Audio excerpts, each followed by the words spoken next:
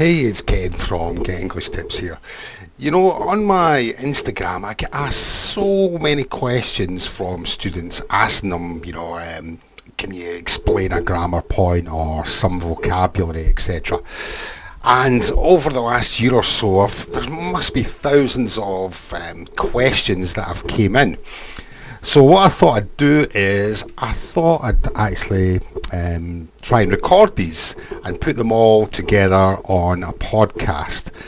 I try and answer each question, on my Instagram page, because I think it's only fair that if someone takes the time to ask me a question that I think, well, I should be replying to them back.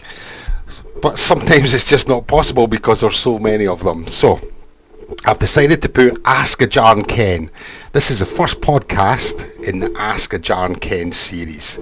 And I'm just going to go through these questions for the next 40 minutes or so and see how many that we can answer. So I haven't prepared any answers for them at all. And I just thought I'd go off the cuff, as it were, and just off the top of my head and see what we can come up with. So as we're going through here, and if there's program notes, any questions on the podcast channel, then leave them there, and I'll get round to having a look at them. And of course, if you've got any questions, you can go to my Instagram channel at Get English Tips. So everything's on my iPad here, if you can see. So I'm just going to go through all of the questions here, as many as I can, and let's see if we can answer some of your questions. So let's have a quick look. What's the difference between beware and aware? Beware and aware. Very, very similar words, aren't they? Beware, I guess, we use when there's maybe danger ahead. Beware of the danger ahead. Beware of the dog. In someone's houses in the UK, there might be a sign on the gate or the fence or the door saying beware of the dog. The dog's very, very dangerous. A kind of security dog, I would guess. So when you see beware, there's always kind of like danger ahead or a problem ahead or an obstacle ahead. Beware. Aware is a little bit different, and aware is that you know things round about you. For example, I am aware that there is nobody outside the window here, if you can see on the podcast. So if you're aware, it's a feeling of knowing. If you're aware, I am aware that some people don't know vocabulary in English. I have a feeling that people don't know the vocabulary in English. Or I am aware that there is a ghost in the house. I have a feeling that there is a ghost in my house. So this is the main difference, really. We've got beware, which I guess, as I said, there is a kind of danger ahead, or there's going to be a problem ahead if you beware of something. And aware is a feeling of knowing something. I am aware that if I study hard, then I will pass the exam. I have a feeling that I know to pass the exam, I have to study hard. So aware is all about a feeling of knowing. I am aware. I'm aware that you're not happy. I have a feeling that you're not happy at something. So that's the difference, beware and aware. Beware is to know that there is a problem, and aware is a feeling of knowing. So I hope that's clarified that one for you. And let's have a look at the next one. We've got how to pronounce this word here. And unfortunately, if you don't know, unfortunately is an adverb, and it means that there is bad luck. The luck is not very good. Unfortunately, I want to go out, but unfortunately it's raining outside. There's bad luck, unfortunately. And how many syllables? Unfortunately, 5 syllables? Maybe, yeah. Unfortunately. Unfortunately.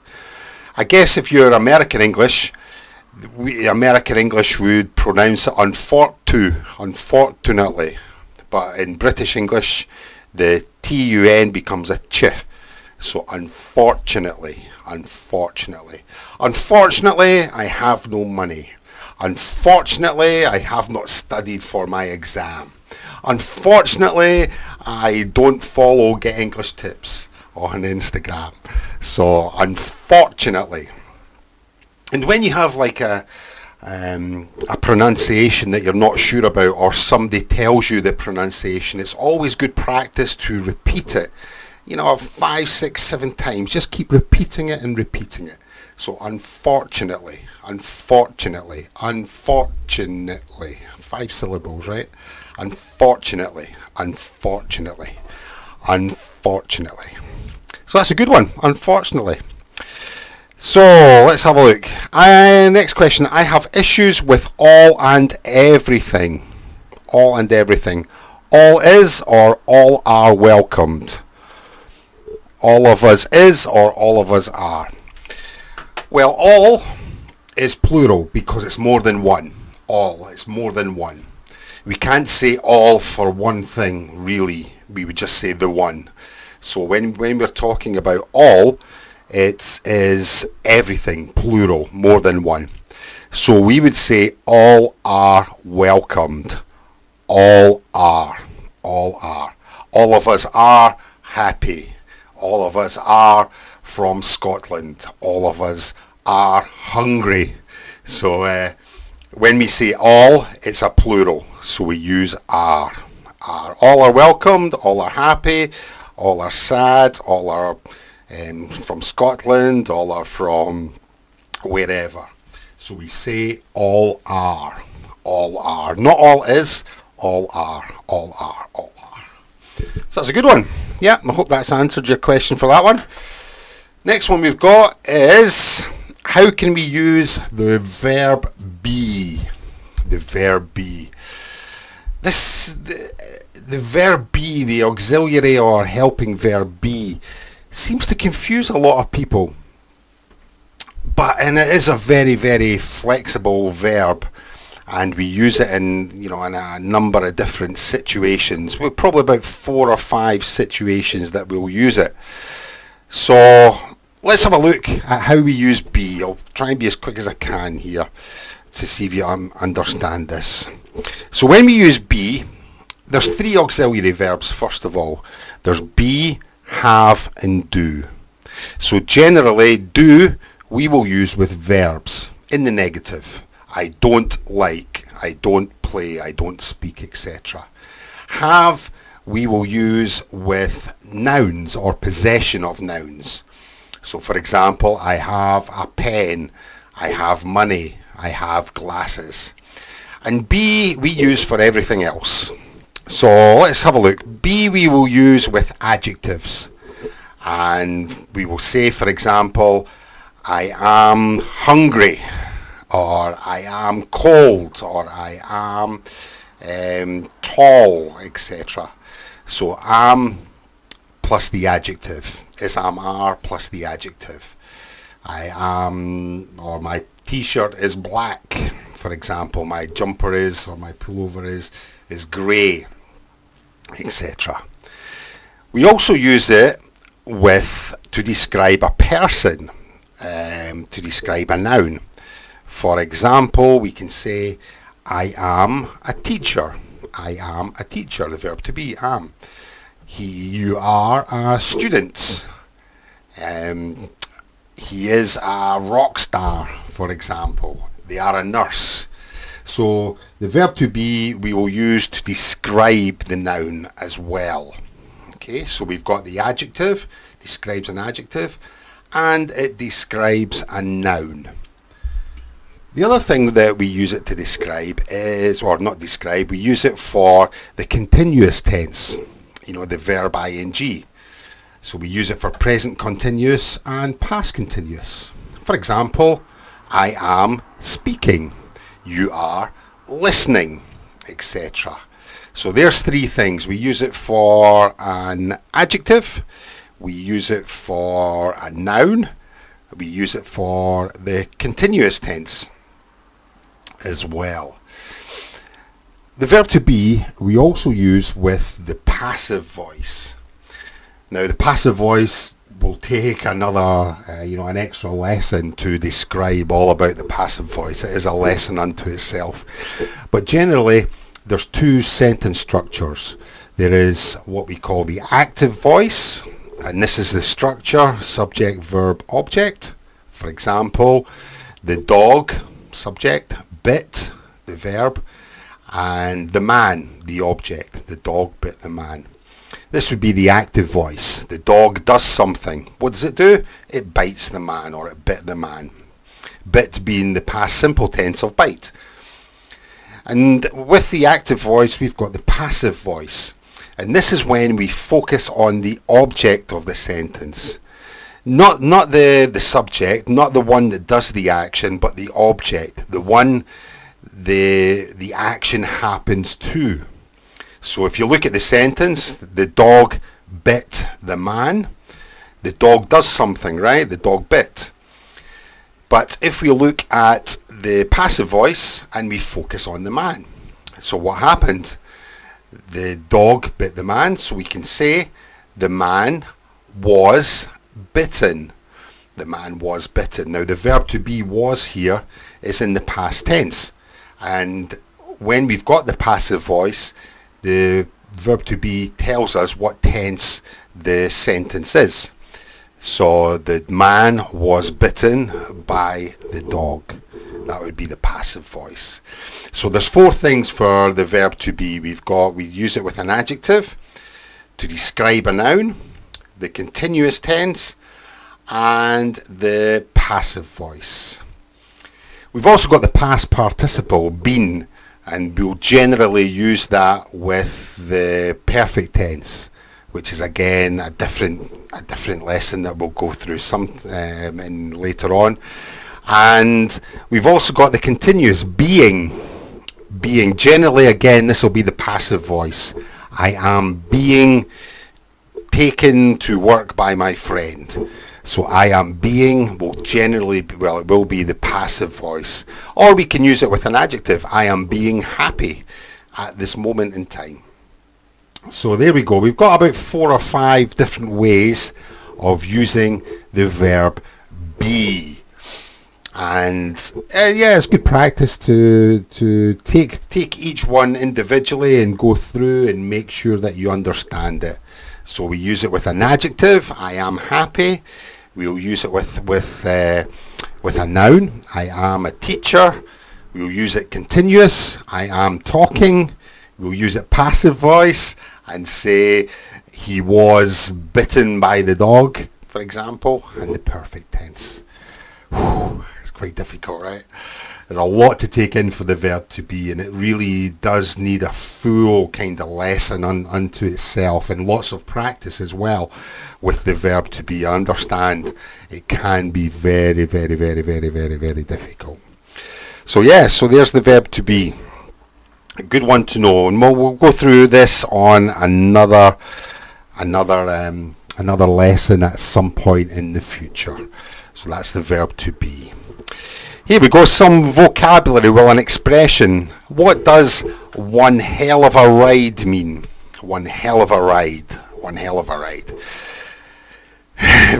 Quite a slang way of speaking, and what it means is the situation that has just happened has been very, very exciting.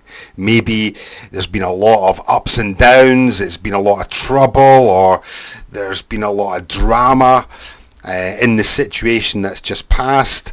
So we can say it's one hell of a ride. One hell of a ride. For example, we are going on holiday and we get lost, and we're very, very scared, but we pass this difficult time. It's terrifying, it's scary, but it's also exciting at the same time. So this would be one hell of a ride. One hell of a ride. So just to pass or to deal with or to go through a situation that's been very, very, very, very, very exciting. And this is where we would say it. My goodness, that's one hell of a ride. So just to pass an exciting time, which is really, really good.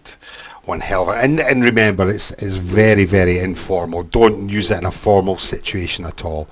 You can use it with your friends, in a kind of informal situation. Never use it in a formal situation. It's very... it wouldn't go down too well. It wouldn't be seen as too well in that situation. But one hell of a ride. And as well, when we've got the word hell, one hell, some people, think that, they might be offended at you saying hell, one hell of a ride. It's almost on the line of being, not a curse word, but it's one of these words that some people find offensive and they don't like it. So you have to be very, very careful when you use this, one hell of a ride. But it just means an exciting situation that has just passed. Good one to use with your friends. So here's one. How do we use the expression such as? Such as. Such as. Well, as, has many different uses. As. But if we use such as, it's almost like saying, for example. You're going to give me a list of things as an example. For example, I can say, I've been to many places in Europe, such as France, Spain, Portugal, Italy, etc. So when I've used such as there, I'm going to give you a list as an example. I speak a few languages, such as English, Spanish, Portuguese, Thai, etc. So when we use such as, we're going to give an example. We're going to give a kind of list as an example of what you're talking about. So such as, really good one to use and to use it into your vocabulary, such as. There are many things I like about you, such as you are a funny person, you are very, very kind, and you have a good heart, etc. So such as, just to give a list of examples that you are talking about, such as. Good one to use in your vocabulary, yeah? What else have we got here? What's the difference between must and should? Must and should. Well, must and should, my goodness. Modal verbs in general in English can be, they confuse a lot of people, right? Just move my chair up here. They confuse a lot of people, and I think for me, when I was learning different languages, Spanish for example, the modal verbs in Spanish, hubris, it's just so difficult to remember. So I understand the feeling when you go through these modal verbs in English. But let's have a look at them. Must tells us an obligation, something that is very, very important. You cannot do anything until this happens. On a scale of 0 to 100, must will be at 100. It's something that you have an obligation to do, and it's very, very, very important. For example, you must eat or you die. You must breathe or you die. You must drink or you die. So must is something that is very, very important. 100% has to happen. And should, on the other hand, should is a little bit different. That's more about giving advice. For example, if your friend isn't feeling well, you can say to them, you should go to the doctor. It's better if you go to the doctor. So it's less kind of urgent than must. You're giving someone your opinion, or you're giving someone advice. You should go. You should go to the doctor because it will be better for you. You should eat, otherwise you'll feel sick. You should drink, otherwise you will feel thirsty. So you should study hard to pass your exam. But on the other hand, if we use must there, you must get grade A to go to university. If you don't get grade A, you won't go to university. Whereas should is like advice and opinion on something that's important to happen, but it's not kind of life or death. So you must do this 100%. You should do this is my opinion, my advice. You should do this. And also as well, when you ask for something, should I go to the doctor? You're asking for someone's opinion and advice to do that. So that's the main difference between must and should. Must is 100%. It's very, very important to happen. You cannot go to the next stage if it doesn't happen. And should is when we give someone advice. So I hope that's made it a little bit clearer for you between must and should. What else have we got? Here's somebody's wanting to know the passive voice. This comes back to earlier on. They say, I'm dancing on the floor. Can you convert this to the passive voice? I'm dancing on the floor. Can you convert this to the passive voice? So we know this is the active voice because the subject I is doing the action. I am dancing. So this is the present continuous tense, isn't it? I am dancing on the floor, and the object of the sentence is the floor. Yeah. So we've got subject I, the verb dance, the tense is the present con, and the floor is the object. Now when we convert this to the passive voice, we take the object. The object is the floor. The verb to be tells us the tense, so it's the present con. So we can say being, the present con for the verb to be. So we can say the floor is being. The floor is being. The floor is being danced on. Danced is the verb, so we use the past participle for dance, which is danced, just ed. So the floor is being danced on by the subject, me, I. So we change I to me. So I'm dancing on the floor, the active voice, and the passive voice, the floor is being danced on by me. That's it. So again, the passive voice is, I guess, is it's going to be a full lesson to go through it, because it is quite a hefty subject, or a difficult subject to go through. There's lots of information on there. So what else have we got? Do would rather and would prefer have the same meaning? Do would rather and would prefer have the same meaning? So let's have a look. Would rather, what does it mean? Would rather shows there's two actions, and you prefer, or you want to do one of them. There's an option here. For example, let's say to go to a country.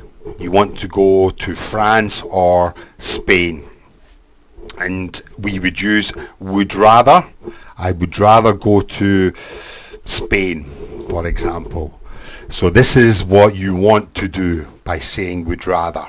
I would rather do this than that. So would rather when there is a choice, yeah? Would prefer is very, very similar. I would prefer to go to Spain, but I can go to France if you want to. So I guess it's less urgent. I would prefer. I'm telling you my opinion. Would rather is more strong. I would rather go to Spain. So it's much stronger. This is something you want to do. Would prefer is less strong. I would prefer this, but I'm okay with either one. It's not too important. So there we go. They're very, very similar, but would rather is stronger than would prefer. So we've got that as well. Next one. When do you use been and gone? Been and gone. When do you use been and gone? Very, very simple, yeah? Been and gone are the past participle, aren't they? Verb 3. Been is the verb 3 for be, and gone is verb 3 for go. Very, very simple. And we use them in the perfect tense. We can say I have been and I have gone. Yeah? But there is a slight difference. When we say I have been, it means we go somewhere and we return. So for example, I have been to Spain means I go and come back. If we say I have gone, it means you go but you don't come back. So I have been to Spain many times. I have gone to Spain and not come back. So that's a little bit of the difference there. Been means you go and return. Gone means you go but you don't return. A little bit of a difference there. Yeah, I have been to the supermarket and I have come back. Where's Ken? Oh, he's gone to the supermarket, but he's not came back yet. So that's a little bit the difference, yeah? So been means you go and return, and gone means that you go and don't come back. Easy, right? Very, very easy. What else have we got here? How to use imma. I-M-M-A. Now this is something that I guess when I started using Instagram came up a lot, and I'd never heard it before. It wasn't, and someone asked me, imma, and I thought, oh, it sounds like I'm a teacher. I'm a teacher, right? But I looked into it a lot more, and it means I am going to, but it's kind of like an American contraction. It's not something that the British English would say. We would say I'm gonna, but the American English would say imma. So a little bit confusing even for me as a native speaker. So I'm going to go to the shop. See, I can't even say it because I'm a British English. I'm going to go to shops. I'm going to go to the store. Means I'm going to go to the store. I'm going to go to bed. I'm going to go to bed. Whereas the British English would say I'm going to go to the shops. I'm going to go to bed. I'm going to go and study. I'm a study.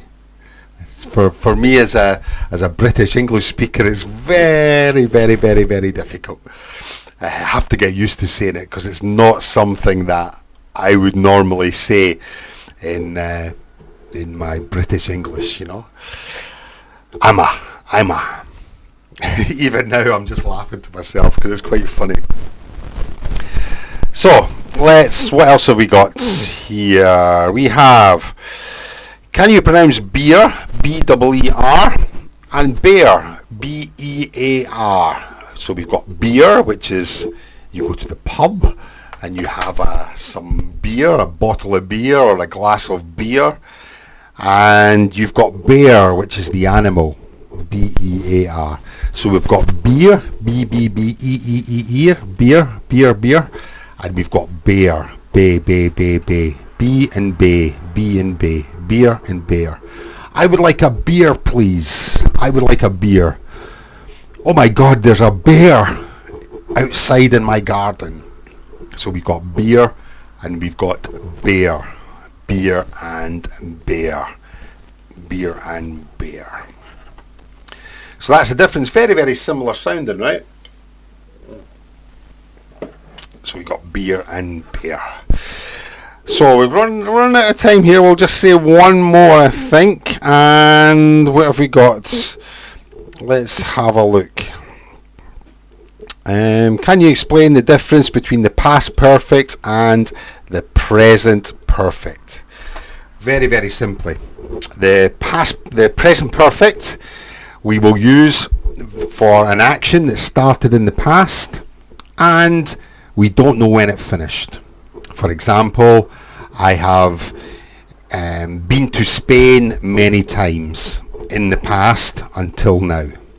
Also as well, we use it when the time is still happening. I have eaten breakfast today. Today is still happening, right? Past perfect, very different. This is a past action and another action replaces it. We would use the past simple to replace it. For example, I had finished my shower when the phone rang. So I had finished the shower, the action, the shower had finished, and then the phone rang.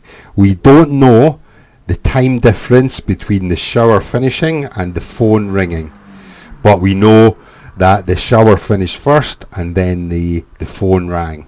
So I had finished, the phone rang. We don't know the time difference between it. So there's two actions with the past perfect. The present perfect is just one action, and it involves us not knowing when the action finished or the time the action finished.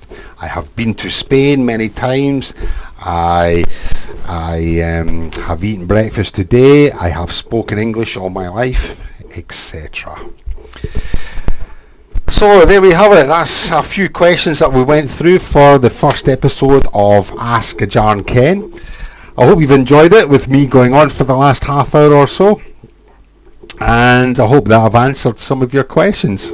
And if you have any more questions, just get in touch with me. Visit getenglishtips.com and you can get in touch with me there. And if you have any questions to ask, or you can go to my Instagram page, Instagram Get English Tips, and send me a message there, and I'm more than happy to answer as many questions as I can on the Instagram page. And until next time, bye for now.